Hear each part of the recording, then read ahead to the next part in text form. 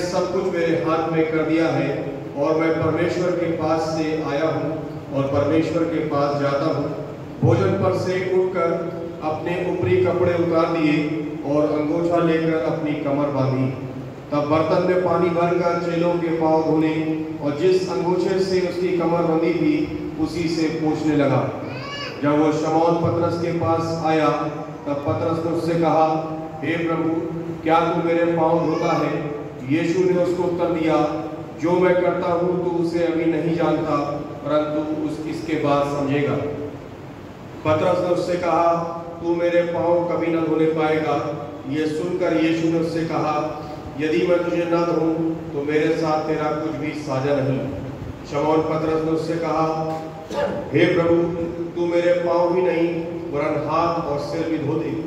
यीशु ने उससे कहा, जो नहा चुका है उसे पांव के सिवाय और कुछ धोने की आवश्यकता नहीं, परंतु वो बिल्कुल शुद्ध है और तुम शुद्ध हो, परंतु सब के सब नहीं।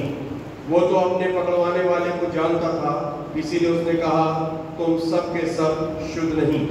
जब वो उनके पांव धो चुका और अपने कपड़े पहनकर फिर बैठ गया तो उनसे कहने लगा, क्या तुम समझे कि मैंने तुम्हारे साथ क्या किया? तुम मुझे गुरु और प्रभु कहते हो और ठीक ही कहते हो, क्योंकि मैं वही हूँ। यदि मैंने प्रभु और गुरु होकर तुम्हारे पांव धोए तो तुम्हें भी एक दूसरे के पांव धोना चाहिए, क्योंकि मैंने तुम्हें नमूना दिखा दिया है कि जैसा मैंने तुम्हारे साथ किया है तुम भी वैसा ही किया करो। मैं तुमसे सच सच कहता हूँ, दास अपने स्वामी से बड़ा नहीं और ना भेजा हुआ अपने भेजने वाले से। तुम ये बातें जानते हो और यदि उन पर चलो तो धन्य हो। ये प्रभु यीशु क्रिस्त का सुसमाचार है। प्रार्थना करें। बड़े धन्यवाद के साथ महान पिता परमेश्वर, आज की शाम की बेला में हम सब अपने आप को आपके चरणों पर अर्पित कर रहे हैं। धन्यवाद देना चाहते हैं परमेश्वर आज के इस मुबारक समय के लिए जो कि आपकी ओर से हम सबके जीवन में आया है। और हम जानते हैं परमेश्वर कि आज हमारे विश्वास के आधार का एक बहुत ही विशेष और बहुत ही महत्वपूर्ण दिन है। आज वो दिन है प्रभु जब आप अपनी सेवकाई को तमाम कर रहे हैं और अपने चेलों के साथ उस अंतिम भोज में सहभागी हो रहे हैं। और उस मेज पर से परमेश्वर प्रभु यीशु मसीह आपने बहुत सारे ऐसे कार्य किए जो आज हमारे विश्वास का एक मजबूत आधार है, हमारे लिए नमूना है, हमारे जीवन के लिए मार्गदर्शन है।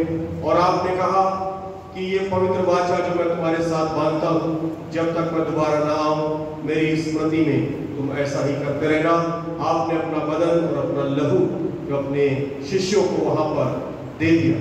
प्रभु जी, हम धन्यवाद देते हैं इन तमाम बातों के लिए और हम प्रार्थना करते हैं कि इन बातों की गहराई को, इन बातों की अहमियत को और इन बातों के हमारे जीवन में महत्व को समझने में हमारी सहायता मदद करें।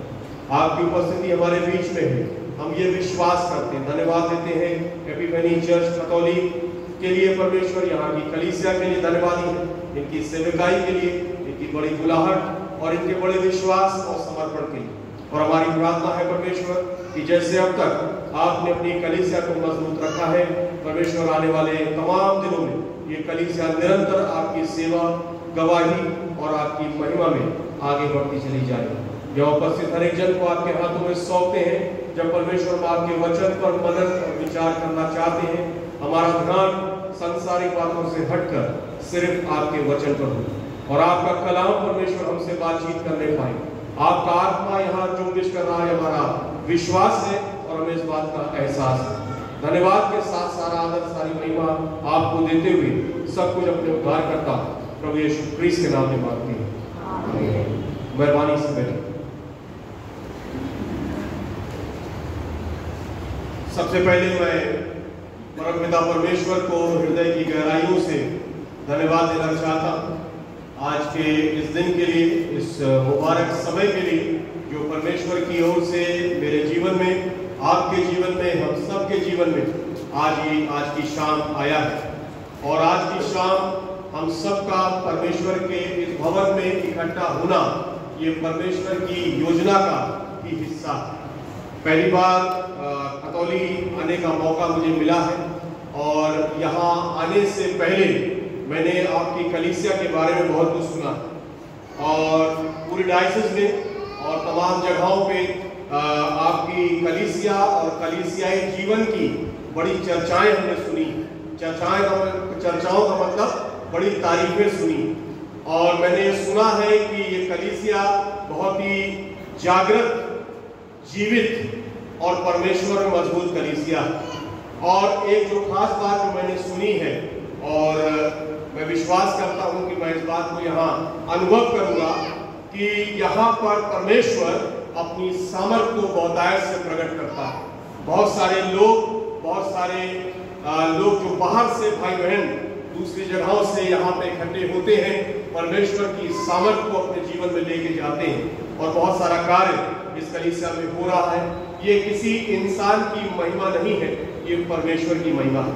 और परमेश्वर अपनी महिमा किसी से भी करा लेता है, कभी भी करा लेता है, कैसे भी करा लेता है। इसमें मुझे और आपको कोई भी घमंड करने की आवश्यकता नहीं है, बल्कि परमेश्वर को धन्यवाद देने की आवश्यकता है। तो ये मेरे लिए बड़ी खुशी का मौका है कि मैं आज की शाम यहाँ पर हूँ, और ये परमेश्वर का इंतजाम। मैं धन्यवाद देना चाहता हूँ इस कलीसिया के पासवान रेवरेंड निर्मल जैकब साहब का, जिन्होंने ये न्योता मुझे दिया। और कुछ महीने पहले आगरा में पास्टर्स कॉन्फ्रेंस हो रही थी, और उस पास्टर्स कॉन्फ्रेंस में पादी साहब ने ये बात रखी कि अगर आप यहाँ पर पैशन वीक में आ सके, और मैंने कहा कि मैं ज़रूर वहाँ पे आऊँगा। और ये परमेश्वर का समय मुकर्रर था, और ये इंतज़ाम मुमकिन हो सका, और आज मैं यहाँ पहुँचा हूँ। पादी साहब, मैं आपका शुक्रगुजार हूँ इस न्योते के लिए। मैं यहाँ की पास्टर कमेटी का मैं शुक्रगुजार हूँ, आप सब ने ये इनविटेशन मुझे एक्सटेंड किया है, और पूरी कलीसिया का मैं शुक्रगुजार हूँ। डायसिस की तरफ से और बिशप साहब की तरफ से मैं आप सबको के लिए सलाम और ग्रीटिंग लेके आया हूँ। डायसिस आपके साथ है, और हमारी दुआएं आपकी कलीसिया के साथ है। परमेश्वर करे कि आपकी सेवकाई, आपका कलीसियाई जीवन मजबूत हो, इस शहर के लिए बेदारी का कारण हो।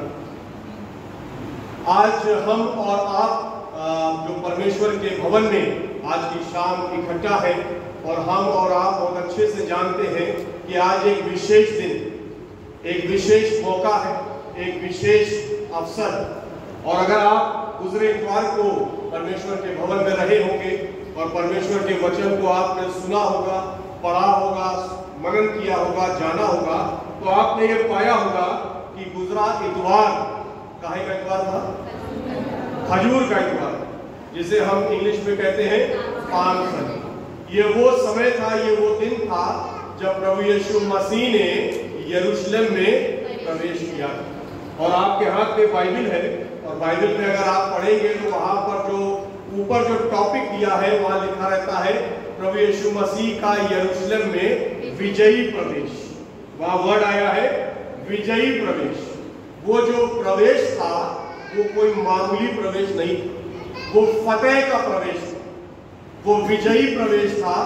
जो मकसद के साथ वो इस संसार में आया था, उस मकसद को वो पूरा करके यरूशलेम में दाखिल हो रहा।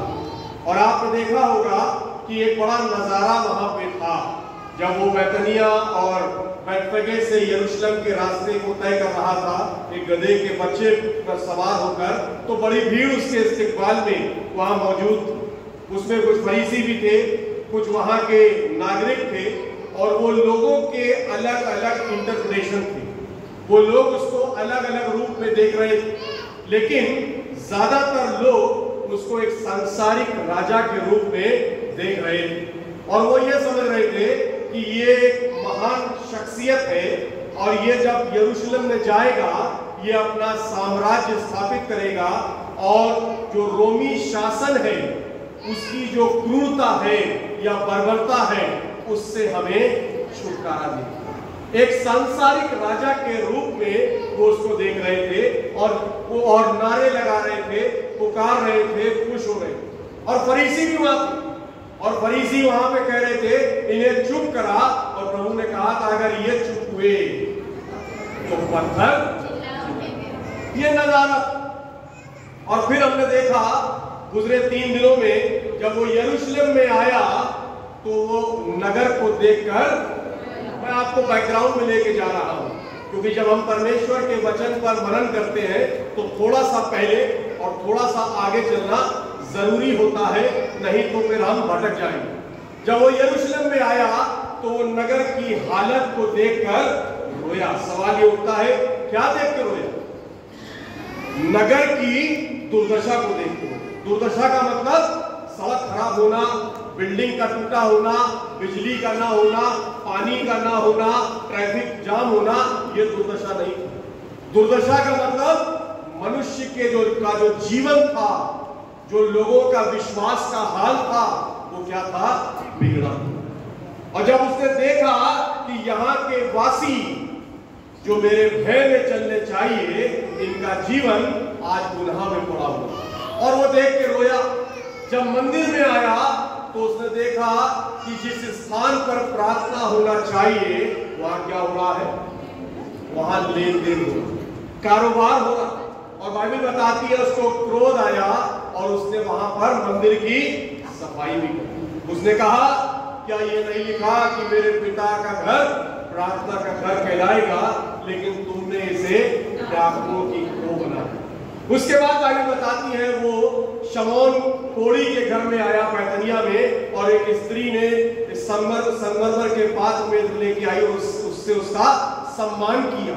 और कल हमने देखा था कि किस तरीके से जैसे जैसे वो अपने मकसद के नजदीक आ रहा है, उसका पकड़वाने वाला यहूदा इस्करियोती उसके लिए सौदा भी करने लगा, और 30 चांदी के सिक्कों में उसने प्रभु यीशु मसीह का सौदा किया। उसने कहा, यदि मैं इसे पकड़वा दूं तो तुम मुझे क्या दो? और वहां लिखा हुआ है उन्होंने 30 चांदी के सिक्के उसको दिए, और वो उसके बाद उसको पकड़वाने की होड़ में। ये एक सीक्वेंस है, ये एक स्टेप बाय स्टेप प्रोसेस।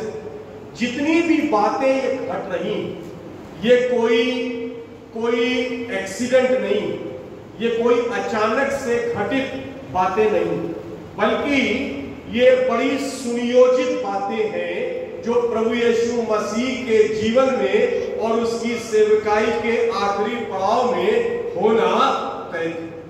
ये तमाम बातों से उसे गुजरना ही था और उसे क्रूस की तरफ आगे बढ़ना था। और आज जैसे हम मॉडी थर्सडे कहते हैं, जब आज हम और आप यहाँ इकट्ठा हैं, आज वो दिन है जब वो अपने चेलों के साथ अंतिम भोज में शरीक हो। ये जो वर्ड मॉडी आपने सुना होगा, हम लोग कहते हैं मॉडी थर्सडे, आज मॉडी थर्सडे की आराधना। ये मॉडी वर्ड लैटिन भाषा के वर्ड मैंडेटम से निकला, और मैंडेटम को कहते हैं कमांड इंग्लिश में, हिंदी में कहते हैं आज्ञा। आज्ञा इंग्लिश में कहते हैं कमांड, हिंदी में बोलेंगे आज्ञा, उर्दू में बोलेंगे हुकुम। और आज क्या है? आज मॉडी थर्सडे है, अर्थात आज वो दिन है कि जब प्रभु यीशु मसीह ने अपने चेलों के साथ अंतिम भोज में सहभागिता करी तो उसने कुछ आज्ञाएं दी। और आज्ञा क्या थी? ये मेरा बदन है जो तुम्हारी खातिर दिया जाता है, ये मेरा लहू है जो तुम्हारे गुनाहों की खातिर बहाया जाता है, और जब तक मैं ना आऊं, महत्वपूर्ण बात, जब तक मैं ना आऊं मेरी यादगारी में तुम ऐसा ही, क्योंकि जब तुम मेरे बदन को खाते और मेरे लहू को पीते हो तो मेरी मृत्यु को प्रचार करते। ये आज्ञा है। आज का दिन एक महान आज्ञा का दिन है, और बाइबल बताती है कि जब वो अपने चेलों के साथ था तो चेलों ने से सवाल किया कि हे गुरु, तू क्या चाहता है, हम कहां तेरे साथ फसह की तैयारी करें या कहां पे फसह खाएं? अब सवाल ये उठता है, ये फसह है क्या? आप सब बाइबल के ज्ञाता यहाँ बैठे हैं, बहुत मजबूत कलीसिया है यहाँ की, और मैं समझता हूं कि आप जानते हैं कि फसह का पर्व था क्या। अभी आपके सामने पढ़ा गया निर्गमन की किताब उसके 12वें अध्याय से बहुत स्पष्ट वहां दिया हुआ है कि परमेश्वर ने मूसा और हारून को कहा कि जाकर इस्राएलियों से कह दे कि यही महीना तुम्हारे लिए वर्ष का पहला महीना ठहरे, और क्या करना, एक हर घराना एक मेमने को ले ले, चाहे उसे भेड़ से ले चाहे बकरी से ले, लेकिन कुछ कंडीशंस हैं। कंडीशन क्या है? पहली बात वो मेमना नर हो, दूसरी बात वो 1 साल का हो, तीसरी बात वो निर्दोष हो और उसे रखना और 14वें दिन उसे कुर्बान करना। और जब कुर्बान करना और जब उसको कुर्बान कर लेना तो उसको आग में भूंजकर और कमर बांधकर और जूते पहनकर और हाथ में लाठी लेकर उसको बहुत तेजी से क्या करना, और जो कुछ बच जाए उसको जला देना। और जो उसका लहू होगा उस लहू को अपनी दोनों चौखटों पर और अलंगों पर लगा देना। क्योंकि हे इस्राएलियों, मैं जब वहां से निकलूंगा ताकि सारे पायलटों को मारूं, तो जिन जिन घरों पर लहू के निशान को पाऊंगा उन घरों को बख्श दूंगा। मेमने का लहू मुझे और आपको मृत्यु से बचाता है। और ये फसह का पर्व जो इस्राएलियों को दिया गया, ये आज तक इस बात की यादगारी है कि जो मेमना कुर्बान हुआ उसके लहू बहाए जाने से और लहू के निशान से हमारे घराने बचा लिए। लेकिन थोड़ा सा फर्क, अब तक जो कुर्बानी हो रही थी वो पशुओं की हो रही थी। तुम मेमना लेना, वो चाहे भेड़ में से हो चाहे बकरी में से हो, उसको कुर्बान करना, उसके लहू को लगाना। लेकिन कल गुड फ्राइडे पे जो कुर्बानी होने जा रही है वो कोई पशु की कुर्बानी नहीं, वो परमेश्वर के इकलौते बेटे की कुर्बानी। उसने अपने आप को दे दिया। बाइबल कहती है वो परमेश्वर का मेमना जो सारे जगत का पाप उठा ले। आज मेरे और आपके लिए जो फसह है वो फसह प्रभु यीशु मसीह का बदन और प्रभु यीशु मसीह का लहू है जो उस सलीब पर बहा, जिसके बहाए जाने से, जिसके ग्रहण किए जाने से हम और आप नाश हो जाने से। और बाइबल बताती है जब फसह का पर्व आया तो चेलों ने कहा कहां पे हम इसको मनाएं, और प्रभु ने कहा कि जाओ और एक व्यक्ति तुम्हें खड़ा लिए हुए मिलेगा, जिस घर में जाए आप पढ़िएगा मत्ती की इंजील 26वां अध्याय और मरकुस की इंजील उसका 14वां अध्याय, लूका की इंजील उसके 19वें अध्याय में पूरा जिक्र दिया हुआ है। एक व्यक्ति मिलेगा जो पानी का घड़ा लेके जा रहा होगा, जिस घर में जाए तुम भी चले जाना और उस घर के स्वामी से कहना कि आज हमारा गुरु यहाँ पे फसह खाना चाहता है, और एक तैयार की हुई अटारी तुम्हें मिलेगी और वहीं पर फसह को हम मिलकर खाएंगे। और बाइबल बताती है कि ऐसा ही। और वहां पर जब प्रभु अपने 12 चेलों के साथ इकट्ठा हुआ तो उस भोज को हम और आप अंतिम भोज कहते हैं। हम उसको प्रभु भोज कहते हैं। और आपके चर्च में अभी भी उर्दू की ये लिटर्जी फॉलो हो रही है, आशाए रब्बानी कहते हैं। अब तो ये किताबें ज्यादातर जगह से हट गई, लेकिन बड़ी खुशी की बात है कि आप इसको रख रहे हैं। और आशाए रब्बानी की किताब पहले बहुत चलती थी, कानपुर में भी ग्वाडोरी चर्च में हम लोग आशाए रब्बानी फॉलो करते थे, लेकिन अभी सब ट्रांसलेट कर दिया गया। उर्दू में इसको हम आशाए रब्बानी कहते हैं। ये प्रभु भोज, ये अंतिम भोज, ये वही भोज है जो प्रभु यीशु मसीह ने अपने चेलों के साथ उस स्थान पर, उस अटारी पे किया। ये महज एक भोज नहीं, ये कोई फेलोशिप मील नहीं था केवल, जैसे आज की तारीख में हम और आप कर लेते। ये कोई मामूली भोज नहीं था, ये एक बहुत बड़ी वाचा की स्थापना थी। जब प्रभु यीशु मसीह ने अपने चेलों के साथ उस मेज पर संगति करी तो बाइबल बताती उसने क्या किया, उसने रोटी ली, उसने धन्यवाद दी, तोड़ी और अपने शिष्यों को दी और कहा ये मेरा बदन है जो तुम्हारी खातिर, इसको लो और खाओ। उसने कटोरा लिया, उसने धन्यवाद दिया, उसने कहा ये मेरा लहू है जो तुम्हारे गुनाहों की खातिर बहाया जाता है, और जब तुम इसे लोगे, ग्रहण करोगे, तो तुम्हारे गुनाह धो दिए। और जब तक मैं ना आऊं मेरी यादगारी में तुम ऐसा ही, इसको इंग्लिश में कहते हैं कवनेंट।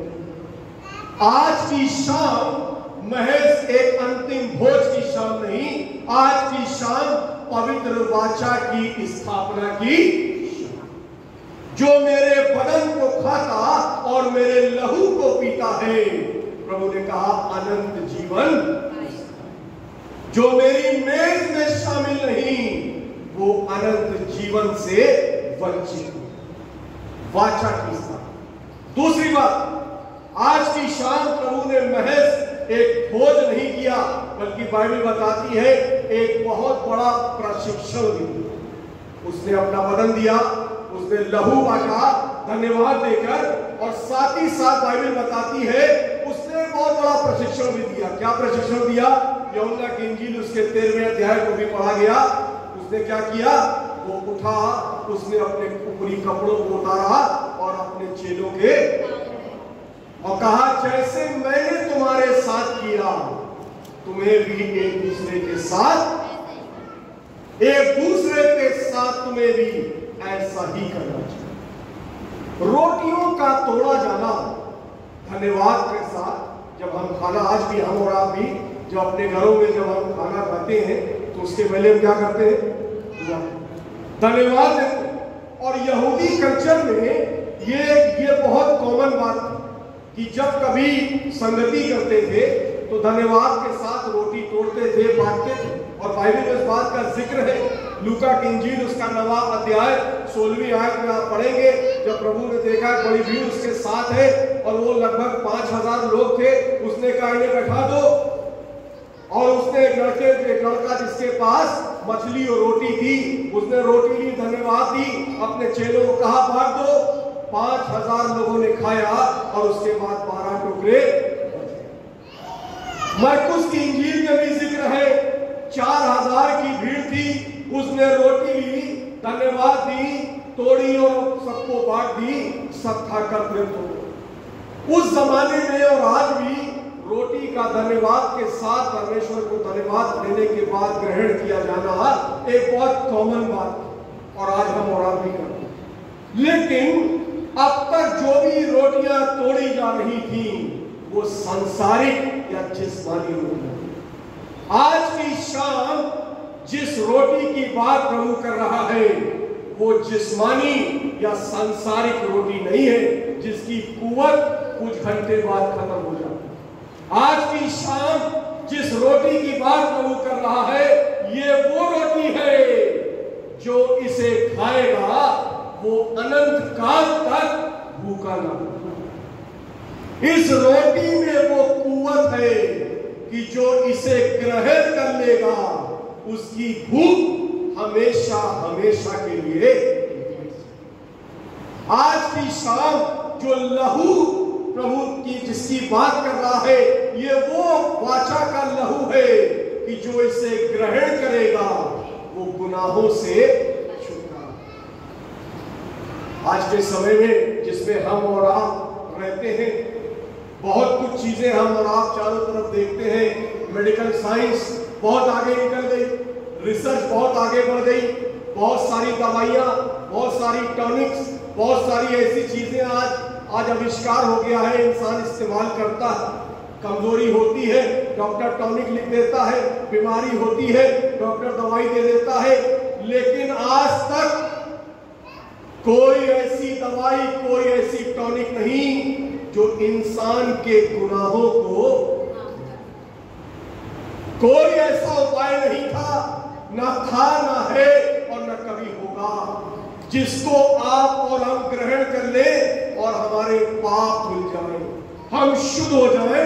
कोई तरीका नहीं, केवल एक ही तरीका है, जो मेमने के लहू को ग्रहण करेगा वही पापों से शुद्ध। आज की शाम एक बहुत ऐतिहासिक शाम है। मेरे और आपके विश्वास का मजबूत आधार है। और तीसरी बात बाइबल बताती है, प्रभु यीशु मसीह ने एक बहुत बड़ा प्रशिक्षण दिया। आज जो हमारा मेन थीम है यूहन्ना की इंजील, उसके 13वें अध्याय में हम वापस आते हैं और पहली आयत से अगर आप गौर करें तो वहां पे लिखा हुआ है, अगर आप देखें चौथी आयत से पढ़ दीजिए, यूहन्ना 13:4 को कोई पढ़ दीजिए जरूर से जी। वे पवित्र आत्मा, यूहन्ना की इंजील उसका 13वां अध्याय उसकी चौथी आयत भोजन पर से उठकर जी अपने ऊपरी कपड़े उतार दिए हाँ और अंगोछा लेकर हाँ अपने कमर बांधी। भोजन पर से उठकर, अभी हमने देखा कि कैसे प्रभु यीशु मसीह अपने चेलों के साथ उस अंतिम भोज में शरीक हुआ। अटारी तैयार है, मेज तैयार है। बहुत से लोग अपने घरों में लास्ट सफर की फोटो लगाते हैं, शायद आपने भी लगाई होगी। सीनरी होती है जहां हम देखते हैं प्रभु यीशु मसीह बीच में है और चारों तरफ चेले हैं। वो मेज पर मौजूद है और बाइबल बताती है भोजन पर से उठकर पहले उसने क्या किया, उसने रोटी और लहू की बात करी और उसके बाद लिखा है भोजन पर से उठकर उसने क्या किया, पढ़िए फिर से, अपने ऊपरी कपड़े उतारे और अंगोछा लेकर जी अपनी कमर बांधी जी तब बर्तन में पानी भरकर जी चेलों के पांव धोने हाँ और जिस अंगोछे से उसकी कमर बंधी थी उसी से पोंछने लगा। भोजन पर से उठकर उसने अपने कपड़े उतारे और क्या करने लगा, चेलों के, प्रभु कौन है, गुरु। किसका गुरु है, चेलों का गुरु। जितने उस मेज पे मौजूद हैं उन सब में सबसे बड़ा, सबसे सामर्थी है, सर्वोच्च है और हम ये मानते हैं कि सर्वव्यापी है, सर्वज्ञानी है, राजाओं का राजा है, प्रभुओं का प्रभु है, आदि और अंत है, अल्फा और ओमेगा है, सर्वशक्तिमान है। हाँ, और बाइबल बताती है उसने सब कुछ त्याग दिया और अपने स्थान पर से उठकर अपने कपड़ों को उतारा, अंगोछा बांधा और चेलों के पांव। मॉन्डी थर्सडे पे परमेश्वर का संदेश मेरे और आपके जीवन के लिए जो पहला संदेश है वो ये संदेश है कि परमेश्वर मुझसे और आपसे चाहता है कि हम अपने स्थानों से उठकर एक दूसरे की और उससे पहले परमेश्वर की सेवा, अपने आप को दीन करें, अपने आप को नम्र करें, अपने आप को कम करें ताकि परमेश्वर की। और ये नमूना उसने क्यों पेश किया, आपको मालूम ये नमूना क्यों पेश किया? लूका की इंजील उसका 22वां अध्याय और उसकी 24 आयत को अगर आप पढ़ेंगे तो वहां पर आप पाएंगे कि उन चेलों में बड़ा विवाद होगा। और विवाद क्या था, हम में से बड़ा कौन?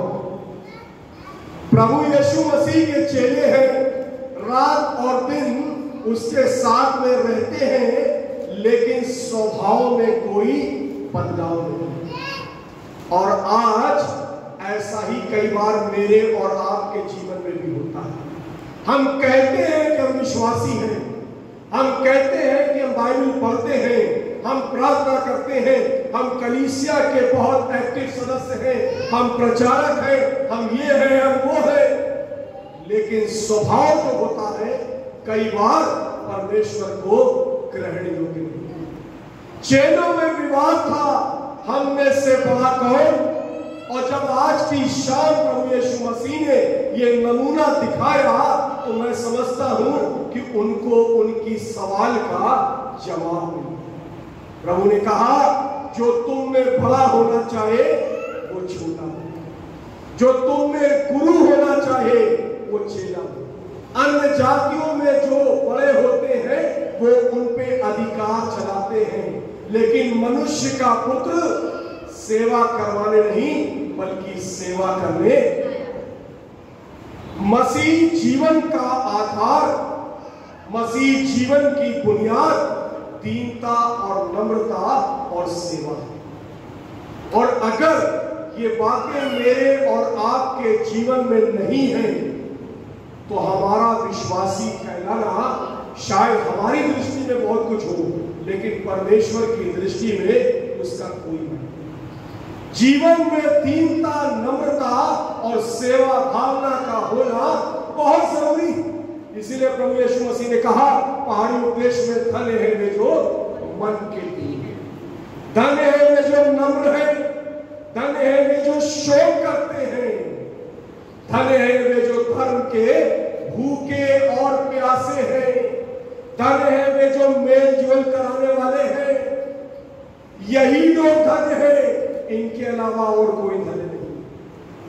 ये एक बड़ा प्रशिक्षण है, ये एक बड़ा पैगाम है जो आज की शाम परमेश्वर मुझको और आपको देना चाहता है कि हम और आप अपने जीवन में दीन नम्र बने, सेवा भावना हमारे अंदर हो, हम अपने आप से कुछ त्यागे।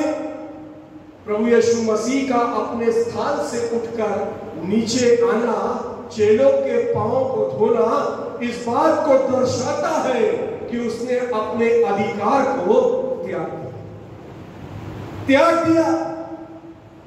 अभी आप गाना गा रहे थे, जान मैंने अपनी दी, वही गाना है कभी से। हाँ, यीशु ने दी सलीब पर अपनी जान। हर स्टैंजा के बाद क्वेश्चन, यूं जान दी तुझे, क्या देता है तू मुझे? ये गाना है शायद, ये वाला नहीं था। यीशु ने दी सलीब पर। एक और गाना हम लोग गाते हैं, जान मैंने अपनी दी, खून दिया पेश बहा। और हर स्टैंजा के बाद ये क्वेश्चन आता है वहां पे, यूं चाहिए जान यूं दी तुझे, क्या देता है तू मुझे? हर बार परमेश्वर मुझसे और आपसे सवाल करता है। जब हम बाइबल पढ़ते हैं, परमेश्वर मुझसे और आपसे सवाल करता है।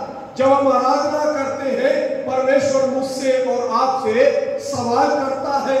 जब हम प्रार्थना करते हैं, परमेश्वर मुझसे और आपसे सवाल करता है, एक आईना दिखाता है और कहता है, इस आईने में अपने जीवन की तस्वीर को त्याग का होना बहुत जरूरी है, बहुत जरूरी। आज जितना भी, बहुत सारे शहरों में मैं जाता रहता हूँ, आज जितने भी ये मिशन प्रॉपर्टीज, आज आपका ये चर्च मिशन कंपाउंड में भी पादी साहब से बात हो रही थी, बहुत बड़ी लैंड है, मेथोडिस्ट के पास है, यहाँ है, वहाँ है, हर शहर की ये कहानी है।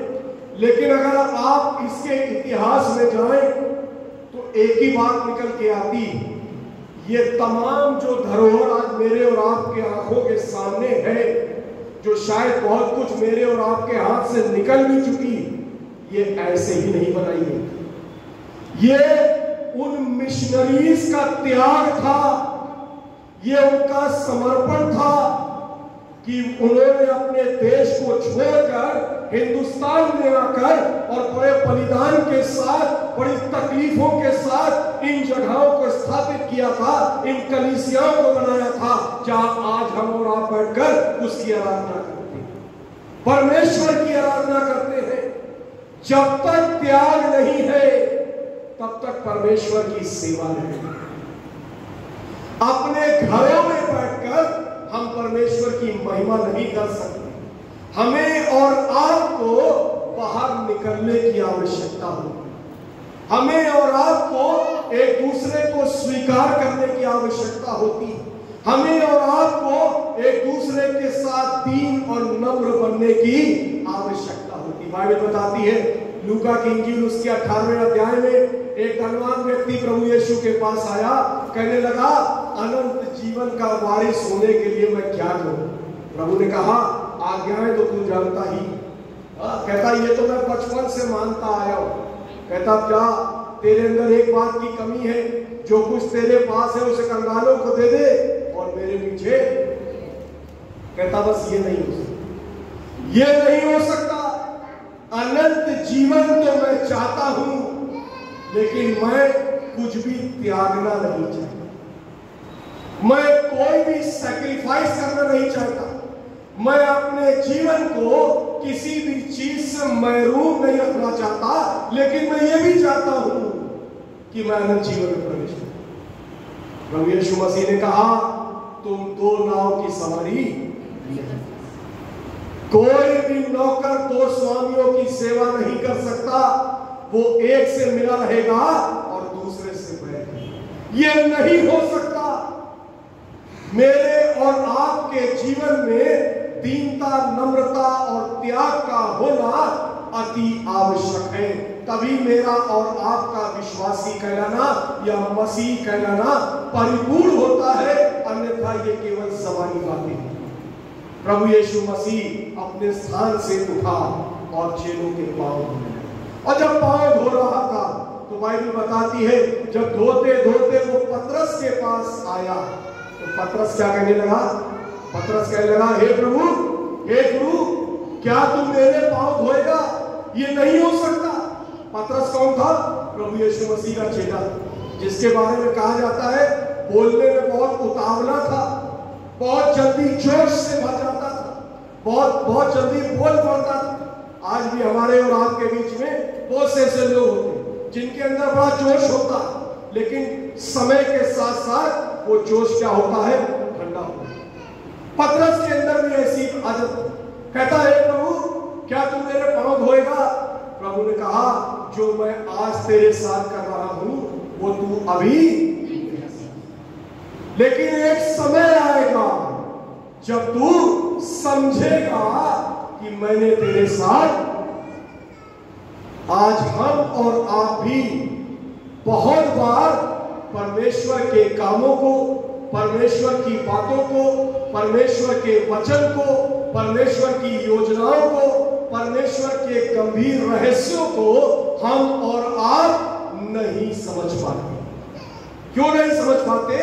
क्योंकि हम कई बार परमेश्वर से उस तरीके से जुड़े नहीं।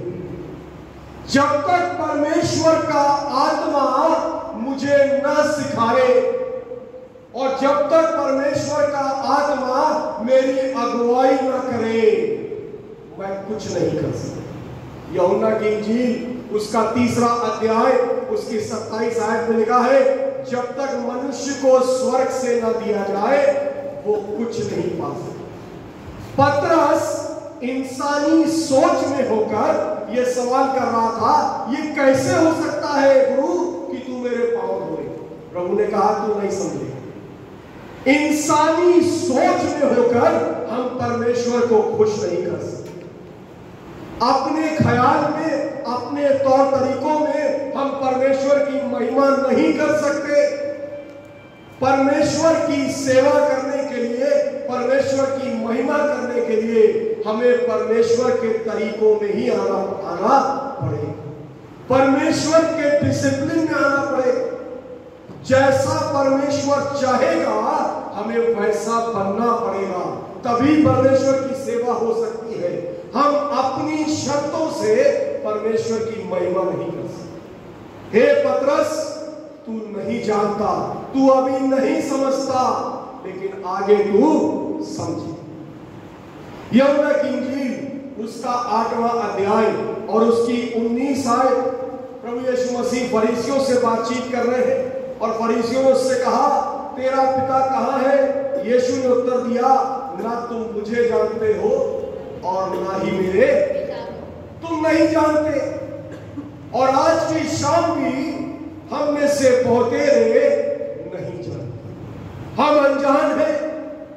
प्रभु यीशु मसीह ने कहा, मार्ग, सच्चाई और जीवन में, लेकिन आज का भी मनुष्य नहीं जानता, इसीलिए भटका हुआ है। परमेश्वर ने आदम और हवा को बनाया, अदन की वाटिका में रखा और कहा, फलो फूलो, इस पर अधिकार रखो, लेकिन बस एक काम ना करना, आज्ञा का उल्लंघन कर दिया और वहां से वंचित हो। इंसान जानता नहीं कि उसे क्या करना चाहिए और क्या नहीं करना चाहिए। इसीलिए जितना परमेश्वर मुझसे और आपसे कहता है, उससे ज्यादा आगे बढ़ने की या अपनी समझ से परमेश्वर का काम करने की आवश्यकता है। हे पतरस, तू नहीं जानता और आज शायद हो सकता है हम और आप भी उतना न जानते हो जितना परमेश्वर मुझसे और आपसे चाहता है। इसीलिए परमेश्वर बारंबार मौके देता है कि हम उसकी संगति में। चर्च में आराधना का होना इस बात का प्रतीक है कि परमेश्वर अपने मंदिर में इकट्ठा होता है, अपने मंदिर में उपस्थित होता है ताकि अपने लोगों से बातचीत करे, उनको वो बातें बताए जो वो नहीं जानते। इंग्लिश में हम कहते हैं रेवलेशन, हिंदी में कहते हैं प्रकाशन। परमेश्वर प्रकाशन देता है, रेवलेशन देता है, बहुत सारी बातें बताता है। जब आप लोगों की गवाहियां सुनते हैं तो वो गवाहियां क्या होती? ये वो बातें होती हैं जो काम परमेश्वर उनके जीवन में करता है, जो बातें उनको बताता है वही गवाही बनकर जीवन से बाहर निकलती है। जब तक हम परमेश्वर से जुड़ेंगे नहीं, हम परमेश्वर को जानेंगे। जब तक हम उसकी संगति में आएंगे नहीं, हम परमेश्वर को समझेंगे। जब तक हम अपने गुनाहों से अंगीकार नहीं करेंगे और उसको उद्धारकर्ता करके स्वीकार नहीं करेंगे, हम परमेश्वर के वचन को समझ नहीं सकते। पौलुस ने कहा था 2 कोरिन्थियों का 4 अध्याय और उसकी 4 आयत, कहता अविश्वासियों के लिए है, इस संसार के अविश्वासियों पर क्या है? उनकी आंखों पर पर्दा पड़ा हुआ, ताकि प्रभु यीशु मसीह के सुसमाचार का प्रकाश उन पर। ये दुनिया जो है ये क्या करती है?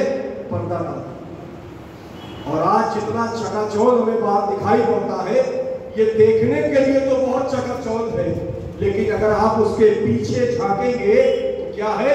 अंधकार ही। क्यों है? क्योंकि परमेश्वर के सुसमाचार का प्रकाश उनके ऊपर। आज आप जो इस कलीसिया के सदस्य हैं, जो विश्वासी लोग हैं, जिनका भरोसा परमेश्वर पर है, आप धन्य हैं, क्योंकि परमेश्वर ने अपने सुसमाचार का प्रकाश आपके चेहरे पे चमकाया है।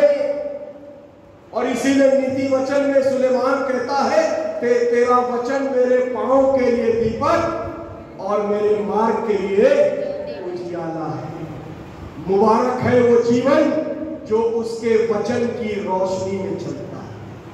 मुबारक है वो व्यक्ति जो परमेश्वर के आत्मा की अगुवाई में चलता है।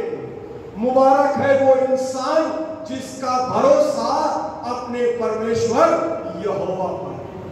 भजन 125 में कहता है, वो सियोन पर्वत की मानिंद है जो कायम रहता है, जो कभी टलता नहीं।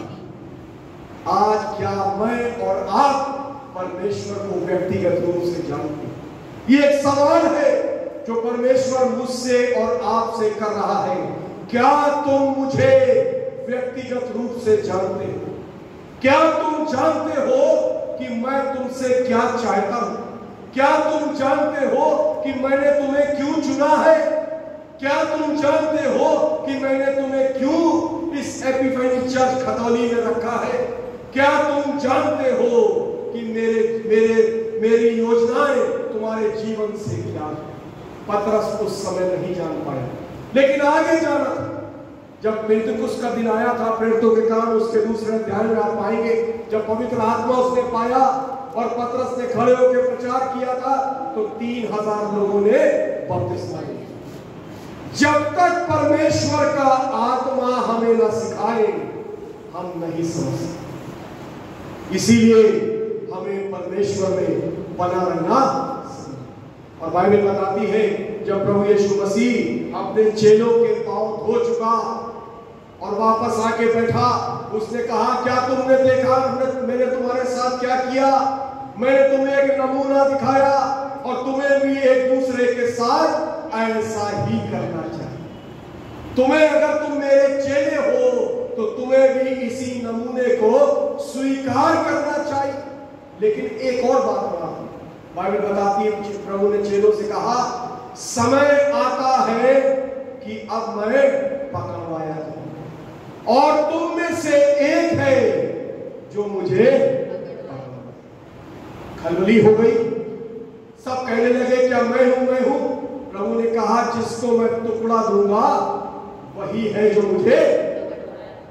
और जैसे ही उसने यहूदा के मुंह में टुकड़ा डाला, लिखा हुआ है वो वहां से उठकर, जैसे ही शैतान मेरे और आपके जीवन में प्रवेश करता है, हम परमेश्वर की संगति से रहित। जिस घड़ी हम शैतान को अपने जीवन में अलाउ कर देते हैं, उसी घड़ी परमेश्वर हमारे जीवन से बाहर छोड़कर चला गया, बाहर चला गया और फिराक में लग गया कि कैसे मैं इसे पकड़वा दूं। कल हम देखेंगे कि किस तरीके से उसके साथ क्या क्या हुआ, और तब उसने अपने आप को क्रूस पर दे दिया। उसने अपने आप को कुर्बान कर दिया, लेकिन उसके पहले कितनी जिल्लत, कितनी तकलीफ, कितनी परेशानियां एक जिस्मानी रूप में उसको उठानी पड़ी। यहूदा इस्करियोती जो उसका अपना चेला था, बाइबल बताती है उसने उसको पकड़ा। आज कई बार हम और आप भी अपने जीवन में जब ऐसे गुनाहों में पड़ जाते हैं, तो हम भी परमेश्वर के विरुद्ध काम करते हैं। प्रकाशित वाक्य उसका 2 अध्याय और उसकी 4 आयत से अगर आप पढ़े तो वहां लिखा है, परमेश्वर ने कहा मुझे तेरे विरुद्ध कुछ कहना है। क्या कहना है? तूने अपना पहला सा प्रेम, कहता इसलिए चेत कर कि तू कहां से गिरा है, और कहता लौट आ, नहीं तो मैं तेरी देवड़ी को क्या करूंगा, हटा। आज की शाम परमेश्वर मुझसे और आपसे कह रहा है, मुझे तेरे विरुद्ध कुछ कहना है। जैसी मोहब्बत तू मुझसे करता था, अब तूने वो मोहब्बत छोड़। जो समर्पण तेरा था, वो समर्पण अब धीरे धीरे कम हो रहा है। इसलिए ध्यान दे कि तेरे जीवन में कौन सी ऐसी बात आ गई कि तू मेरी संगति से दूर। यहूदा इस्करियोती जिसके मन में शैतान समा गया, 30 चांदी के सिक्कों में उसने प्रभु यीशु मसीह का सौदा, लालच में पड़ गया।